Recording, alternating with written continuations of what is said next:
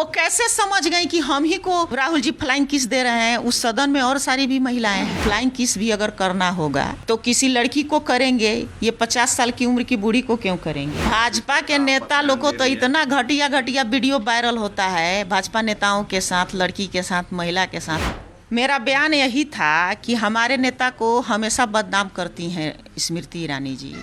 सदन में चर्चा हो रहा था, सरकार उनकी है, स्पीकर उनका है, प्रधानमंत्री उनका है।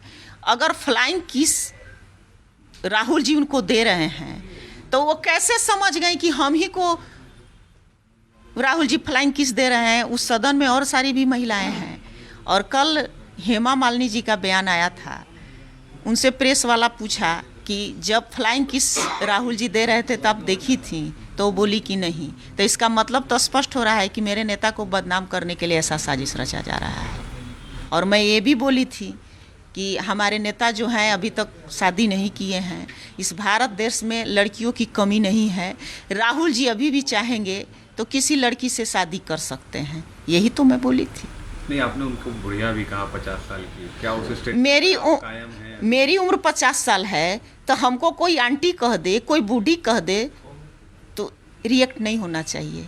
यही तो मैं बोली थी कि फ्लाइंग किस भी अगर करना होगा तो किसी लड़की को करेंगे, ये 50 साल की उम्र की बूढ़ी को क्यों करेंगे? नहीं, लेकिन हमने देखा कि जो वीडियो था, वीडियो में जो राहुल गांधी रिएक्ट कर रहे थे वो चेयर के तरफ था। लेकिन बीजेपी के महिला सांसदों ने एक लेटर लिखा, बाकायदा उसमें कई महिला सांसदों का साइन था और वो फिर उस पर आगे प्रोसिक्यूटिंग के लिए आगे लेटर जारी किया गया। तो इस पर क्या लगता है आप लोगों को? इसमें जांच करा ले। अगर राहुल जी ऐसा किए हैं तो उन पर कार्रवाई होना चाहिए। हम कांग्रेस पार्टी के नेता कार्रवाई से नहीं डरते हैं। हाल ही में कार्रवाई मेरे नेता पे हुई थी, उनका सदस्यता तक खत्म कर दिया गया था, उनका घर भी छीन लिया गया था। लेकिन कोर्ट से हम लोग को जीत मिली और फिर उनका सदस्यता बहाल हुआ और वो सदन में गए। तो हमारे नेता को बदनाम करने के लिए ऐसा साजिश रची जाती है। कहीं ये आप ये तो नहीं देख रहे हैं क्योंकि स्मृति ईरानी और राहुल गांधी का क्लैश अमेठी से चलता आ रहा है। अमेठी सीट पर राहुल गांधी हार गए थे, स्मृति ईरानी वहां से सांसद है, तो क्या इसको लेकर भी कुछ हो सकता है? अपने को हाईलाइट करने के लिए, सहानुभूति बिटोरने के लिए ऐसा अनर्गल मुद्दा उठाते रहती हैं स्मृति ईरानी जी।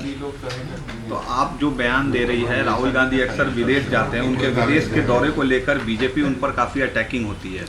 विदेश तो हर नेता जाते हैं, सब लोग जाते हैं, तो राहुल जी पर ही अटैक क्यों होता है? ये भाजपा के नेता मंत्री लोग विदेश नहीं जाते हैं क्या? ये लोग क्या करने जाते हैं कि हमेशा हमारे नेता पे अटैक किया जाता है, हमारे नेता को बदनाम किया जाता है। उनका मामू घर है इटली, उनका परिवार है वहाँ, तो वो इटली जाते हैं, अपने नानी के परिवार से मिलने जाते हैं। इसमें कौन बड़ी बात है? हाल ही में एक वीडियो वायरल हुआ था जिसमें राहुल गांधी नेपाल के एक क्लब में थे। बीजेपी ने उस वीडियो को ट्वीट कर दिया था, एक महिला के साथ थे।